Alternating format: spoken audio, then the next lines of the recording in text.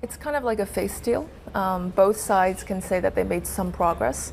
It's kind of a big gift for President Trump because we've seen the stock markets rally.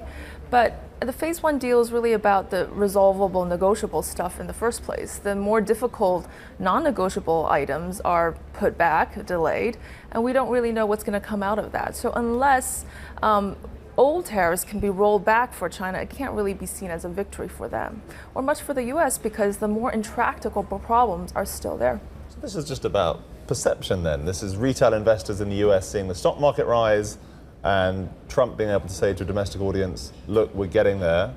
We've made some kind of a deal. Does it matter from the Chinese perspective when you come and talk about the domestic context? Well, perception matters a little bit less in China. It's really about the real economy. But I think that the ones that are, the items that have been negotiated, including some of the more difficult issues on IP enforcement and opening up financial services to foreign companies, that's what the Chinese want to do anyway. It's consistent with their longer term goals. I mean, if there's so much of a focus on technology and innovation these days, coming from the government, coming from the private sector, IP protection is absolutely critical.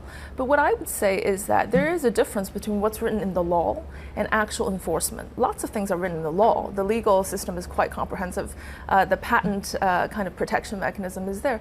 It's really about enforcement. But even on that, the Chinese are very focused on making substantial progress. There seem to be two sticking points when it comes to getting this trade deal over the line. I remember we were here back in May, and back then we had Treasury Secretary Mnuchin saying that the deal was 90% on. Back then, the sticking point was evidently that China didn't want to write any of the trade deal into law. They didn't want to have it written on a piece of paper, and therefore that ties into your enforceability point. Now it looks like the sticking point is that they're asking for a repeal of tariffs, and the absence of repeal of existing tariffs, China aren't really getting anything out of this phase one trade deal. So what is their incentive to go along with it anyway if they're not going to end up with a repeal of tariffs, and the only thing that they will have to offer is buying more agricultural goods and strengthening of intellectual property language? Well, despite the recent tensions, I still have to say that the US-China relations is still very important for China.